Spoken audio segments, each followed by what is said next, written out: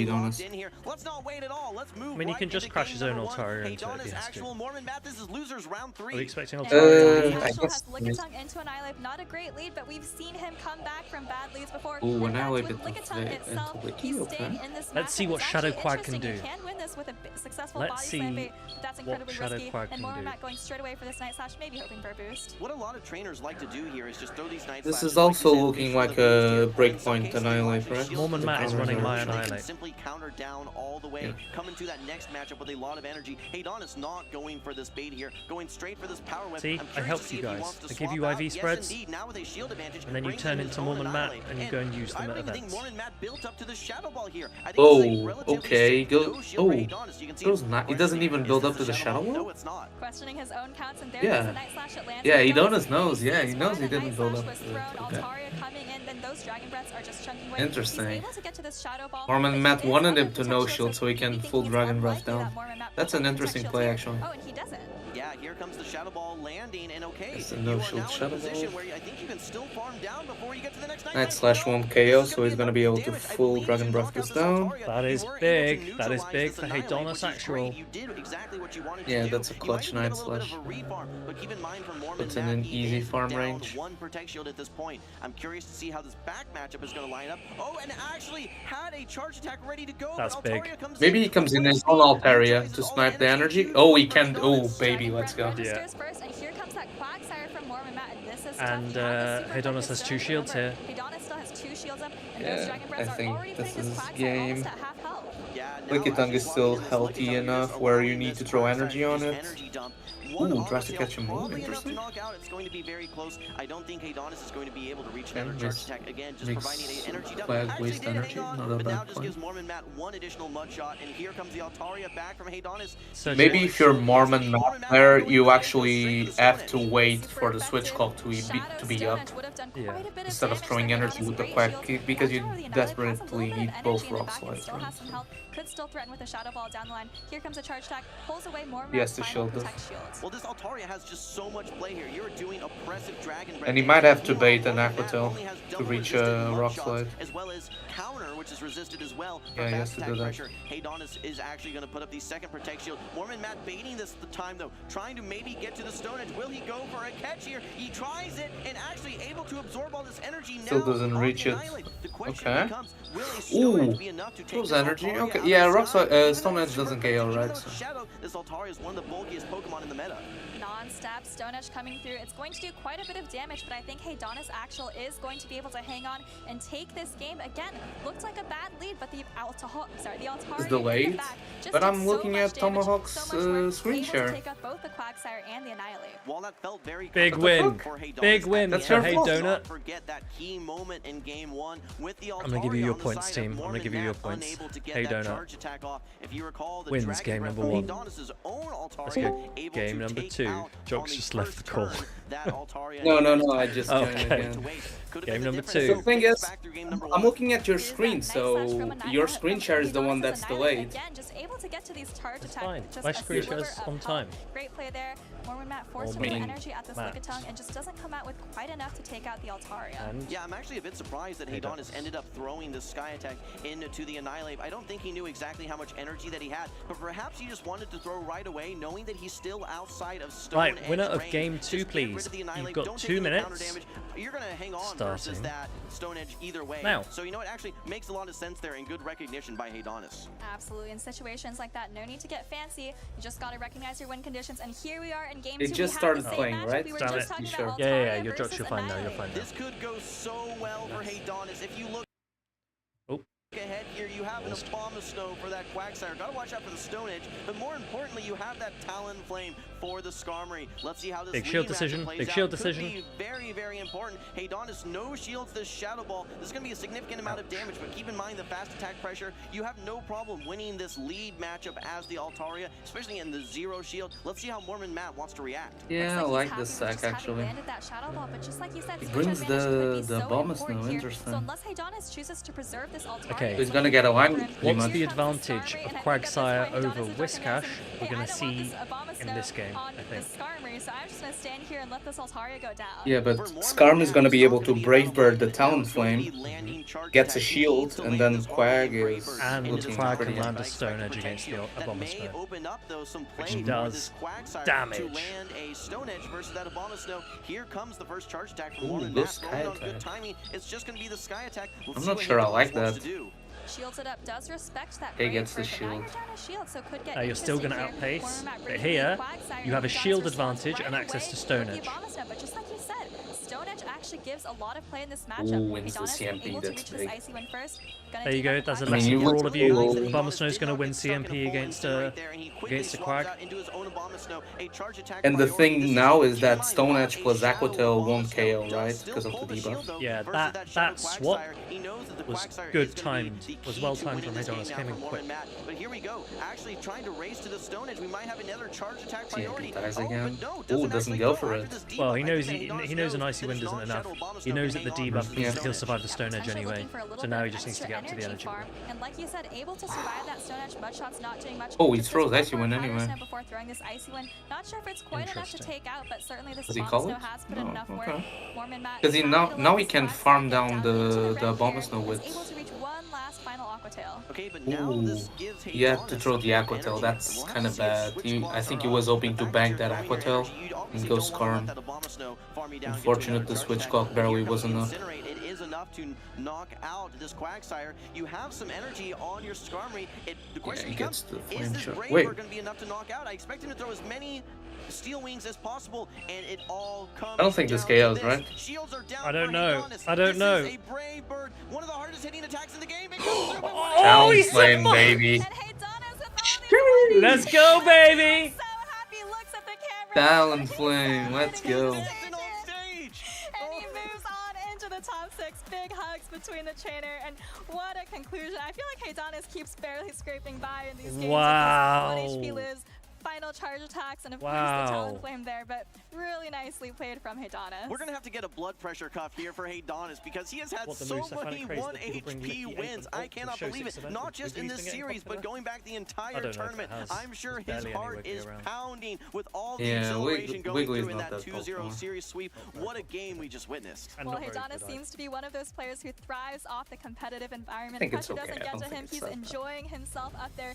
He knows exactly what the situation is.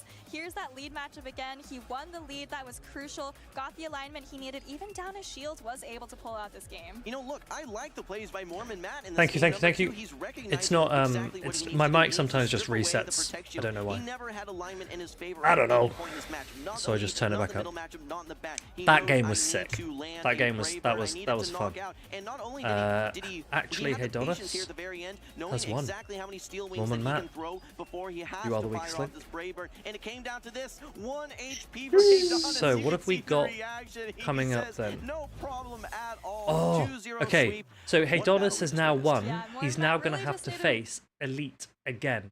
He faced Elite when they were both in the winners. One more Steel Wing, maybe I'll refresh 2 more this. mud. He faced Elite Last when but they not were both game in two the by winners, Mormon and Matt. He's Elite just knocked him understanding, down. okay, But it was I have my it back was up against the wall. I don't it have got close.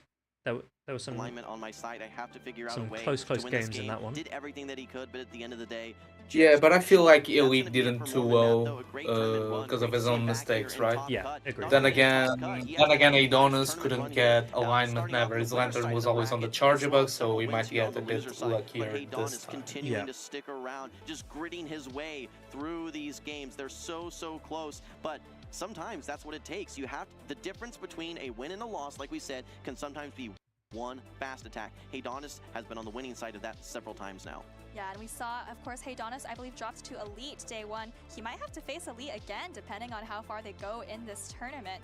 But he, like you said, has been so resilient. Came in on the loser side, and he's already out here winning. And, you know, losers round 3. You know, it's a huge gauntlet to get through. But, I mean, he doesn't look tired. He looks excited. He looks hyped up. So I'm not too worried about his energy levels. Yeah, me either. I think that Who he have we has got the next? Who's momentum on next his in? side. I think that you can just Why is the stream pausing? Don't do see that. the energy that he Could is be channeling Frostfire outward versus from him. Shady. He just has so much excitement, so much exhilaration when he is battling, and it's great to just see the emotions on a trainer. I think Adonis is one of those trainers that you can see exactly how he's feeling. Maybe on the other side of the equation, Rise, cool, calm, and collected. He gets, he gets a great win. We don't even see a smile, but then when you see Adonis, all the emotion Okay. immediately on his face. We're Who have moving we back to got? the We stage here, have though. We're gonna see some Frostfire versus familiar a Shady. faces. Let's get a quick Frostfire 14 here on the prediction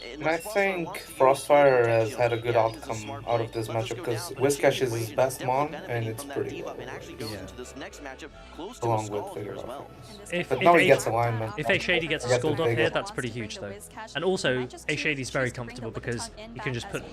He knows that he can take these charge attacks. No He actually, Ooh, so doesn't go full. did you see there? He reached for the mud bomb even though he did make the Scald.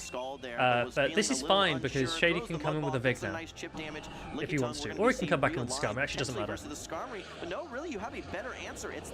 That's GG. He just stays in with Because he Vig can just now. stay in. He can just stay in. It doesn't matter where the Vig goes. See, this is the thing. Vig is very good, unless there's an Annihilate on the other side, right? As soon as there's an Annihilate on the other side, then it gets a little bit tricky. So if you're building a team, and you want to use Vig, that's fine, but make sure you've got enough counters to really scare away the Annihilate. And if we didn't have Annihilate in the meta, if we followed Axon's advice, for example, and got rid of Annihilate, then Vig would be a little bit too good in my mind. It'd be a little bit too free. I mean, that would mean Metachamp, Poliwrath would be better, right? And they are pretty good into Vig. Even though Body Slam's still challenging. Especially in Poliwrath. Yeah, you'd have to start using Poliwrath more, but even then, Vig with energy can use it into Poliwrath, which you can't do into Annihilate. This is a bit interesting now because it allows Frostfire to I don't know. protect I think I would hate to face someone like Frostfire.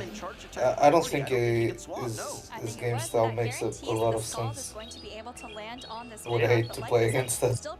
Jox, I know you're a big fan of Swiss format, aren't you? You'd like to see Swiss format come in. A lot of debuffs coming up on Frostfire's Wizcash, but it doesn't matter. Here's Shady Equation just needs As soon as they can get the technological infrastructure set up, I'm sure we will have I don't that. think it's going to do much to the Skarmory at all, though. Yeah, and that Wizcast I mean, we're already having that in the special events on LATAM, right? So they are testing it out. They're testing it, but just at these big events, they sort that out, I'm sure it'll come. But unfortunately, they've been having technical issues in most events, right? At least at the start. Well done to those of you who chose a Shady Equation. Tried and true team for a Shady Equation. Number 2, coming up, Game 2 winner. Is just one of the oldest cores we have in Pokemon Go PvP, so no surprise to see a Shady Equation who's been around for so long making great use of it here. Yeah, absolutely. Looking at those cores, just like Soph was mentioning, you look at 2 Pokemon that perfectly balance themselves out. Let's take a look at the highlights 2 to start minutes here, though. Game number 1, we to saw a predict. debuff early Game on with the number Wizcash, 2. allowing Shady Equation not only to keep Switch, but also get some chip. Yeah, Witdog, I think you're exactly right. You've seen the metas where Vig dominates. You've played the GBL Cups where Vig is rank 1 in the PvP rankings and everyone's using Vig all the time, and you can't even properly counter swap Vig with your own Vig because they've got an advantage, and it's just a bit like everyone's just pivoting Vig constantly. Now, someone asked me earlier, do I think that Trevenant usage will rise? One big thing about the Seed Bomb buff, one very big thing about the Seed Bomb buff is that Trevenant now, much more comfortably, will beat all 3 popular fighters. It already beats Annihilate, it already beats Poliwrath, obviously both of them can hit it back, but now it will win the zeros against Vigoroth that it didn't win before. That is pretty big. Good catch of the Scald. I mean, I think Shadow Wizcash is happy with this anyway, because most of them already Scald at first to try to fish for a debuff. Yeah, I mean, you also got the debuff, so you're very probably fine.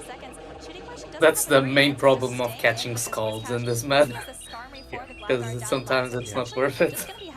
But yeah, going forwards, team, if you want to use a Trevenant into a Vigoroth, you will win the Zero Shield scenario. You'll take 1 Rock Slide, and then your second Seed Bomb will take out the Vigoroth. Currently, that does not happen, and you end up taking 2 Rock Slides.